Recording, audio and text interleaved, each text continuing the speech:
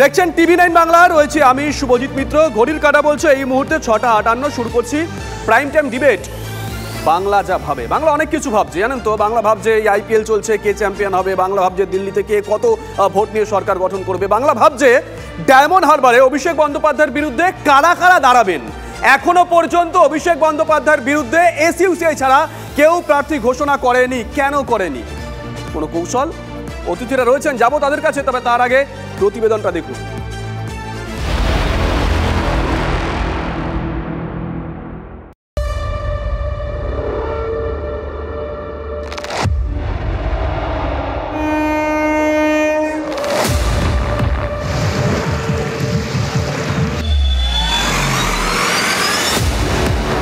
তৃণমূলের second in কমান্ডের আসন বলে কথা।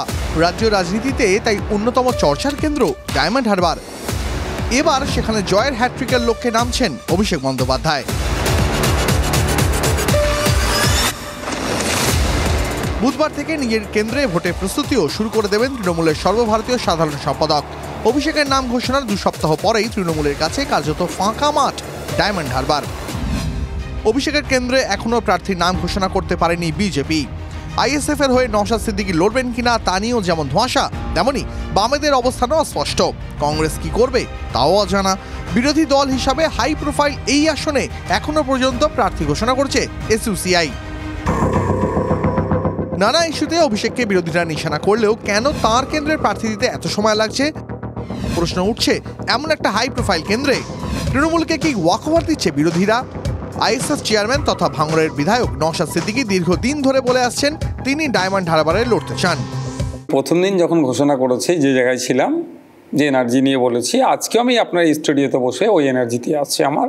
আমি কন্টেস্ট করতে প্রস্তুত আছি। আমার লক্ষ্য, যেখানে আমি বলেছি মনস্থির করেছি, আমি সেখানেই লড়াই করব।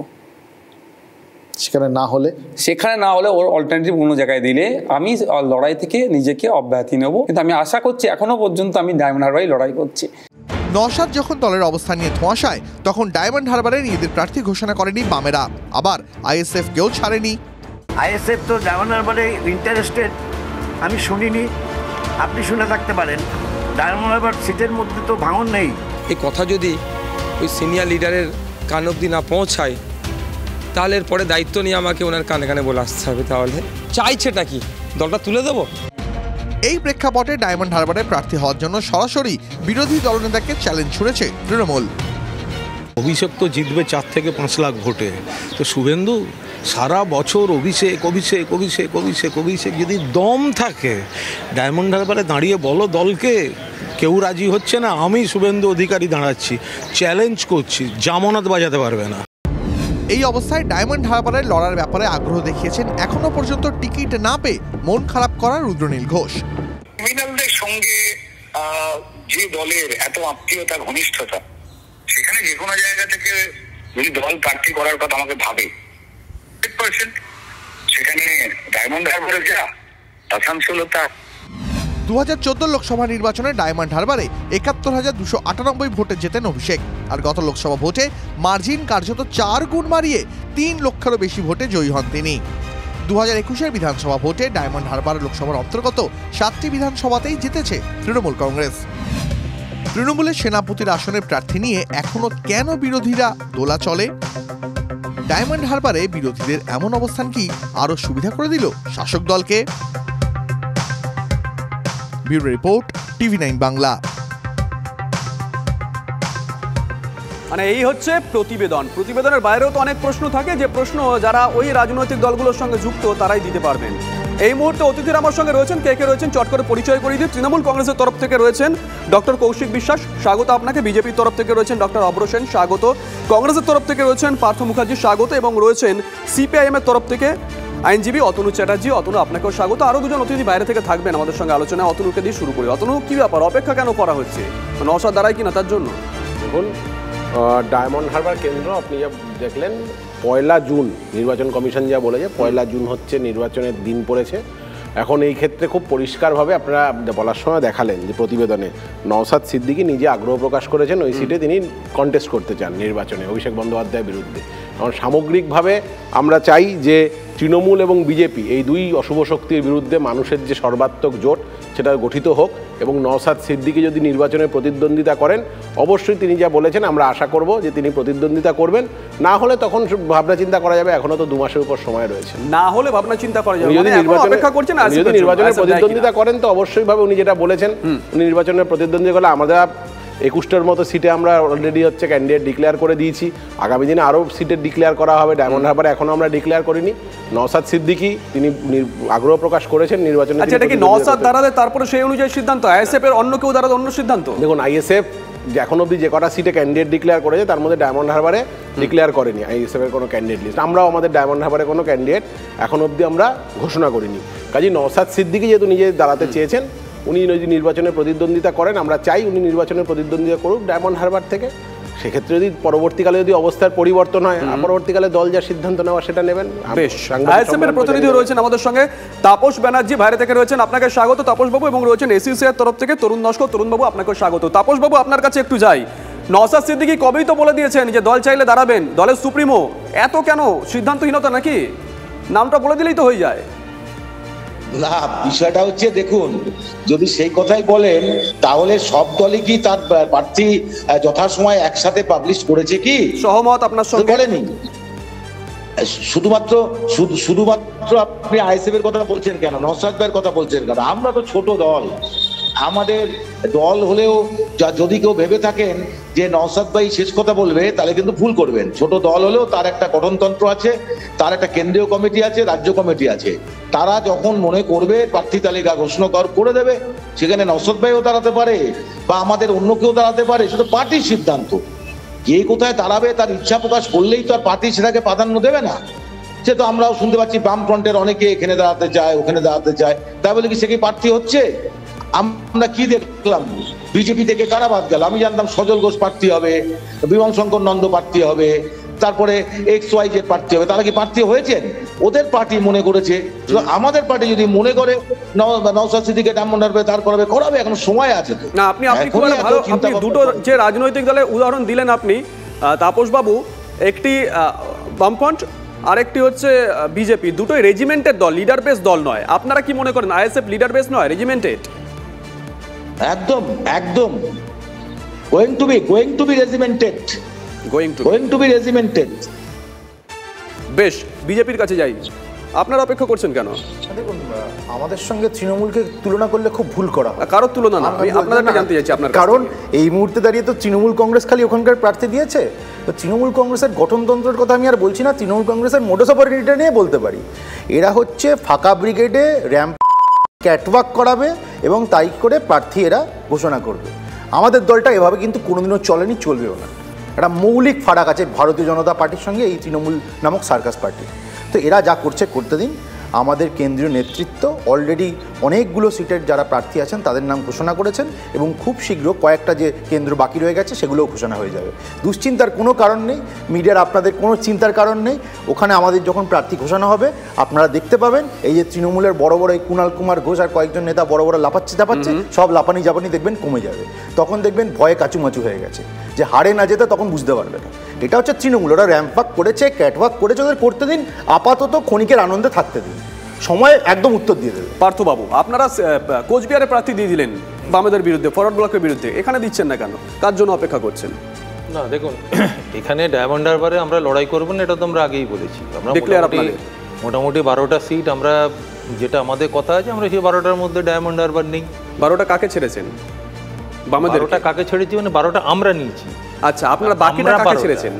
বাকি বামফ্রন্ট। হ্যাঁ, কারণ আমাদের সঙ্গে প্রধানত জোটের এটা হচ্ছে বামফ্রন্টের সঙ্গে। বামফ্রন্ট, তারপরে নেতৃত্বাধীন বামফ্রন্ট। বেশ, কেননা যেহেতু এবারে লড়াইটা মোদি এবং ভারতবর্ষ, সেই জন্য আমরা এখানে চেষ্টা করছি যে যারা নরেন্দ্র মোদী সত্যিকারের বিরোধী, সেই মানুষগুলোকে নিয়ে, সেই দলগুলোকে নিয়ে নরেন্দ্র মোদীর বিরুদ্ধে বা ভারতীয় জনতা পার্টির বিরুদ্ধে একটা লড়াইয়ের মঞ্চে অবতীর্ণ হওয়া। তবে আমি সর্বভারতীয় দলের প্রেক্ষাপট থেকে বলতে পারি, আমার মনে হয় বিজেপির প্রতিনিধিও আমার সঙ্গে এটা একই মত হবে, যে যেহেতু এটা 1 তারিখে একদম লাস্ট ফেজে, অতএব সাধারণত দেখবেন যে যারা সর্বভারতীয় দল, যেমন বামফ্রন্ট তো সিপিএম কিন্তু সর্বভারতীয় দল, তো সর্বভারতীয় দলের এটা একটা প্রক্রিয়ায় থাকে যে ফেজ ওয়াইজ তাদের যেরম ফেজে যেরম যেখানে যেখানে নির্বাচন হয় সেই অনুযায়ী ক্যান্ডিডেচারগুলো ঘোষণা করা হয়। এটা একটা খুব স্বাভাবিক প্রক্রিয়া। না, আপনারা কিন্তু উত্তর কলকাতা ডিক্লেয়ার করে দিয়েছেন। উত্তর কলকাতা কিন্তু প্রথমে একটা দুটোর মধ্যে পড়ছে না। উত্তর কলকাতা আপনারা ডিক্লেয়ার করেছেন, হ্যাঁ, সেটা কিন্তু আবার এই প্রথমে একটা দুটো ফেজের মধ্যে পড়ছে না। যেগুলো আমরা নিয়েছি 12টার মধ্যে আমরা অলরেডি ডিক্লেয়ার করে দিয়েছি। যেমন যেখানে আমাদের শিওর উত্তর কলকাতায় যিনি হবেন আমরা আগে থেকেই জানতাম, তার নাম ঘোষণা করতে কোনো অসুবিধা হয়নি, নাম ঘোষণা করে দিয়েছি। এবং সবগুলোর পেছনে কিন্তু বিভিন্ন প্রেক্ষাপট থাকে, বিভিন্ন রাজনৈতিক অবস্থান থাকে। এখানে যেমন নওশাদ সিদ্দিকী যেহেতু এখানে দাঁড়াবার কথা নিজে বলেছিল, একটা ইচ্ছা প্রকাশ করেছিল, কে দাঁড়াবেই এই কথা হয়তো বলেনি, কিন্তু সে দল চাইলে স্পষ্ট করে নওশাদ জানিয়েছিল দল চাইলে। ফলে অবশ্যই এখানে বামফ্রন্টের সঙ্গে আইএসএফ এর এই আলোচনার জায়গাটা একটা রয়ে গেছে। তবে কোনো চিন্তার ব্যাপার নেই, আপনাদের আলোচনা এটা একটা টিআরপির অবশ্যই একটাই হতে পারে। না, টিআরপি একদমই নয়, কথা হচ্ছে টিআরপি নয়, যেহেতু 1 তারিখের এটা শেষ ধাপের নির্বাচন, অটোমেটিক্যালি ঠিক সময়ে আপনি প্রার্থী। না, টিআরপি নয়, আপনি হয়তো শব্দটা মুখরোচক বলতে পারেন। মুখরোচক কিন্তু এই মুহূর্তে কোচবিহারটাও, মুখরোচক এই মুহূর্তে কোচবিহারটাও, যেখানে বামেরা প্রার্থী দেওয়ার পরে আপনারা প্রার্থী দিয়েছেন। আসবো, আপনি একটা কথা বললেন বিজেপির বিরুদ্ধে, এসইউসির এই মুহূর্তে রয়েছেন আমাদের সঙ্গে তরুণ নস্কর। তরুণবাবু, আপনারা অভিষেক বন্দ্যোপাধ্যায়ের বিরুদ্ধে এখনো পর্যন্ত প্রার্থী দিয়েছেন বিরোধী হিসেবে। সরাসরি প্রশ্ন করি, আপনাদের লড়াই কার বিরুদ্ধে, তৃণমূল না বিজেপি? হ্যাঁ, শুনুন, আমরা কেবলমাত্র ডায়মন্ড হারবার কেন্দ্রে প্রার্থী দিয়েছি এরকম নয়। আমরা ভারতবর্ষে 151টা কেন্দ্রে, 19টা রাজ্যের 151টা কেন্দ্রে প্রার্থী দিয়েছি এবং এই রাজ্যের 42টি কেন্দ্রেই আমরা নির্বাচনে প্রতিদ্বন্দ্বিতা করছি।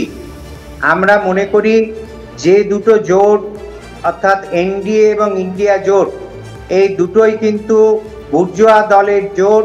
ফলে এই দুটোই তারা কেউই কিন্তু মানুষের কোনো মৌলিক সমস্যার সমাধান করতে পারবে না। আমরা মনে করি যে বামপন্থীরা যদি যুক্তভাবে ঐক্যবদ্ধভাবে এই বিজেপির যে সাম্প্রদায়িক রাজনীতি এবং যেভাবে বিজেপি গত দুটো টার্মে যেভাবে গোটা দেশকে আজকে ধ্বংসের পথে নিয়ে যাচ্ছে, আপনি দেখুন বিজেপি রাম রাজত্বে 20 কোটি 30 লক্ষ মানুষ। আমার প্রশ্ন হচ্ছে, আমরা তো একটা নির্দিষ্ট ইস্যু নিয়ে আলোচনা করি, সময় যেহেতু কম, আপনাকে নির্দিষ্ট করে প্রশ্ন করছি।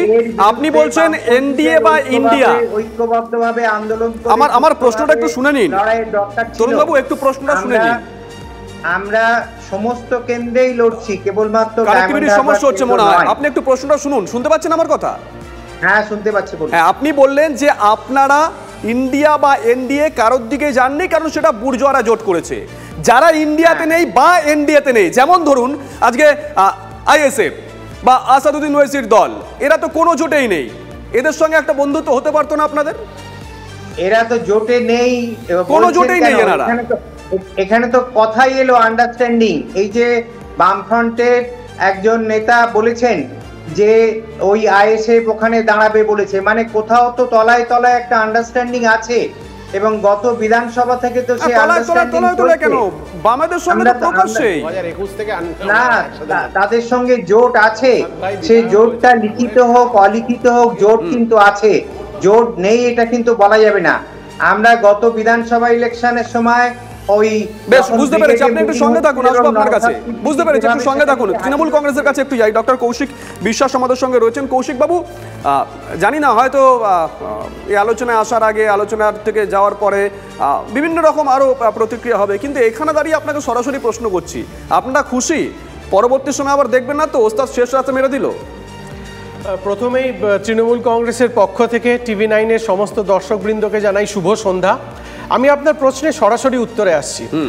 অভিষেক বন্দ্যোপাধ্যায় আমাদের সেনাপতি এবং সারা পশ্চিমবঙ্গ জুড়ে ওনার যে অসম্ভব জনপ্রিয়তা, এবং ডায়মন্ড হারবার কেন্দ্রে অভিষেক বন্দ্যোপাধ্যায়ের মেম্বার অফ পার্লামেন্ট হিসেবে যে কাজ, আজ আমি আপনাকে দায়িত্ব নিয়ে বলতে পারি সারা ভারতবর্ষের আপনি এমন একজন লোকসভা সদস্যকে দেখাতে পারবেন না যিনি ব্যক্তিগত উদ্যোগে তার কেন্দ্রে 60 থেকে 70 হাজার বয়স্ক মানুষদের বার্ধক্য ভাতা প্রদান করছেন। এটা তো শুধু একটা কাজ, দাঁড়ান একটু বলতে দিন, আমি বলিন। এটা তো শুধু একটা কাজ।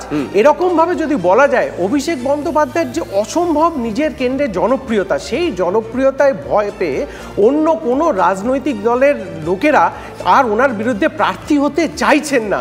আমরা তৃণমূল কংগ্রেসের পক্ষ থেকে আশা করব যে 1 জুনের আগে প্রার্থীদের নামটা আমরা জানতে পারবো।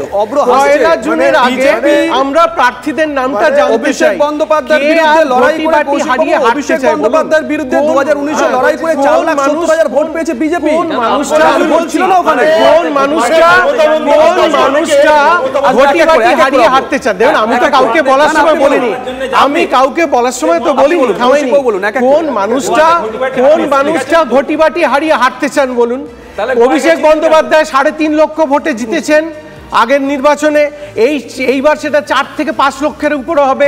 আজকে এখন রাস্তায় কথা হচ্ছে একা বেরোবেন না।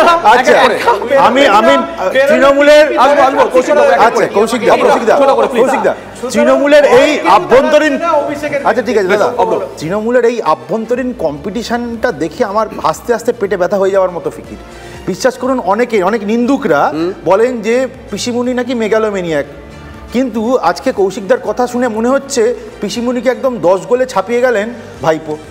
কি বলছেন, ঘটিবাটি নাকি হারাতে হবে 3.5 লাখ 4 লাখ, বলুন না 10 লাখ, কত লাখ ভোটার একটু দেখে নিন, তার থেকে 5 লাখ বাড়িয়ে দিন। আগেরবার তো ছাপ্পা দিয়েছিলেন, আবার বলছি একটা কেন্দ্রে ছাপ্পা দিয়ে বলেছিলেন দল চাইলে দাঁড়াবেন পিসিআর সব করে গেছে একবার না একসঙ্গে। আইএসএফ এর তরফ থেকে রয়েছেন তাপসবাবু। তাপসবাবু, আপনাকে দিয়ে এই পর্বের আলোচনা শেষ করব। আপনি কি মনে করেন, সরাসরি প্রশ্ন করছি, নওশাদ সিদ্দিকীর জায়গায় যদি অন্য কেউ দাঁড়ায় আপনাদের দলের, তাহলে বামেরা সমর্থন করবেন আপনাদেরকে? আপনারা কিন্তু দীপশিতাকে সমর্থন করেন, শ্রীরামপুরে প্রার্থী দিয়েছেন। বিষয়টা হচ্ছে এটা বামেদের বিষয়, বামেরা কাকে সমর্থন করবে না করবে তার নিজস্ব এজেন্ডা আছে। আমরা মনে করি তৃণমূল বিজেপির বিরুদ্ধে, মানে ওই তৃণমূল না যারা 2011 সালে তৃণমূলের ঘর করেছে, 19 সালে ঘর করেছে, এখন বলছে বুজুয়াদের সাথে আছে, এই রকম টাইপের লোকজন নয়। কংক্রিট ভাবে যারা ইন্ডি জোটে আছে, আবার এখন বিজেপি বিরোধী তৃণমূলের সাথে ঘর করছে। আমরা মনে করি তৃণমূল বিজেপির সব ওরা দুজনে একই শক্তি, সুতরাং তৃণমূল বিজেপি বিরোধী সমস্ত দলকে এক জায়গায় আসা উচিত এবং সমঝোতা করা উচিত। ভোটের আগে রাজ্যে একের পর এক হিংসার ঘটনা, রাজ্যপালের দ্বারস্থ বিজেপি নেতৃত্ব। পিংলায় নিহত বিজেপি কর্মীর পরিবারকে নিয়ে দরবার বিজেপি শীর্ষ নেতাদের, রাজ্যপালের কাছে নালিশ জানিয়েছেন শুভেন্দু অধিকারী, জগন্নাথ চট্টোপাধ্যায়, শিশির বাজোরিয়া। হিংসা বন্ধ করতে পদক্ষেপ করুন রাজ্যপাল, দাবি বিজেপি নেতৃত্বের।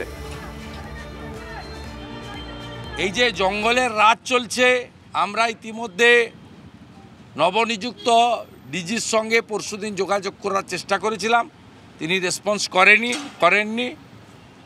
পরে সিও আরিজ আফতাব মহোদয়ের কাছে আবেদন করেছিলাম, তাকে একদিন সময় দিয়েছিলাম, বলেছিলাম আপনি ভিজিট টিম পাঠান, তিনি পাঠাননি। আমরা গভর্নর সাহেবের কাছে আজকে এসে ক্যানিং এবং পিংলার ঘটনা, আমরা গভর্নর সাহেবকে বলেছি আপনি শান্তনু ঘোড়াইয়ের বাড়িতে তার মা দাঁড়িয়ে আছে, এখানেও আপনি ভিজিট করুন, আবেদন বলুন, দাবি বলুন, আমরা বলেছি।